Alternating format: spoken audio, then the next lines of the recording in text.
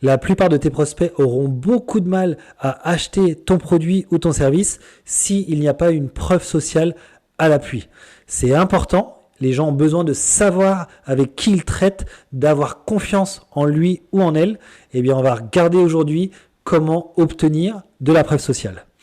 Je vais te parler tout d'abord d'une étude qui a été faite par un organisme qui s'appelle The Good Relations Group, un très bon nom pour un institut.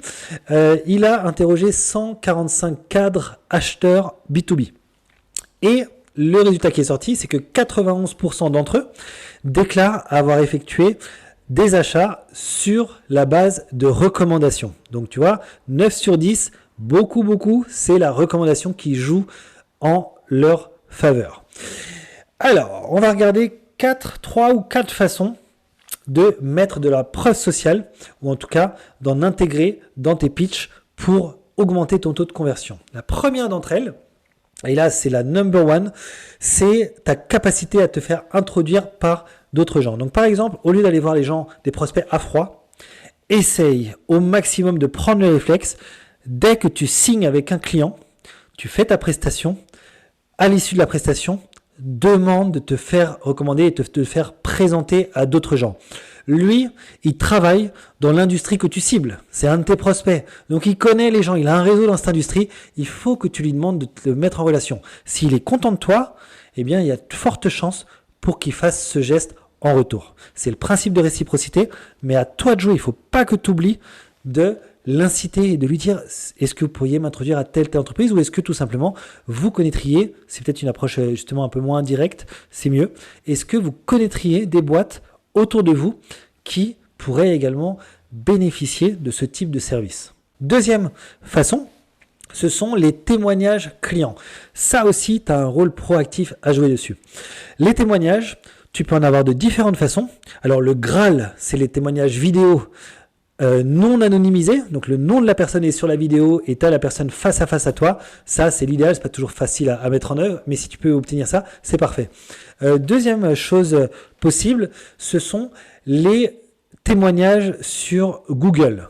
Ton entreprise a une page Google, très certainement, eh bien, tu peux inciter ton client, tu peux générer un flash code, comme ça pour lui c'est hyper simple, tu le fais flasher, tu lui dis, écoutez, mettez-moi un petit avis, tu le fais, tu peux même le faire pendant que c'est en rendez-vous, c'est encore idéal, comme ça tu es sûr qu'il le fasse, eh bien ça va contribuer à ton succès, parce que le témoignage des clients nominatifs, eh bien ça a une influence directe, comme on l'a vu. Tu peux également faire du témoignage sur LinkedIn. Tu as une page personnelle, LinkedIn en tout cas je suppose, tu vas trouver un onglet qui s'appelle recommandations. Par défaut, il n'y est pas sur ton profil sur LinkedIn, donc tu vas mettre en haut de ton profil ajouter une section recommandations et ça va te greffer cet onglet. Il est crucial.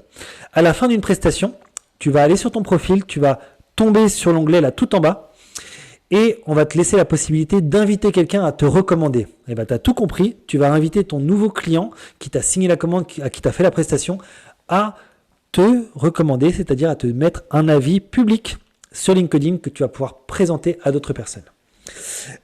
Troisième voie, c'est l'étude de cas. Alors, il y a les études de cas sérieuses et il y a les études de cas en vrac. Donc évidemment, je vais te conseiller la première version. Pour que ce soit sérieux, il faut que tu aies des KPI très fiables. Donc définis avec ton client au début de la prestation des KPI, 3 généralement. Ça dépend de ce que tu offres. Ça peut être, je sais pas moi, augmentation de clientèle, économie réalisée, gain de temps, ce que tu veux en fonction de ton activité.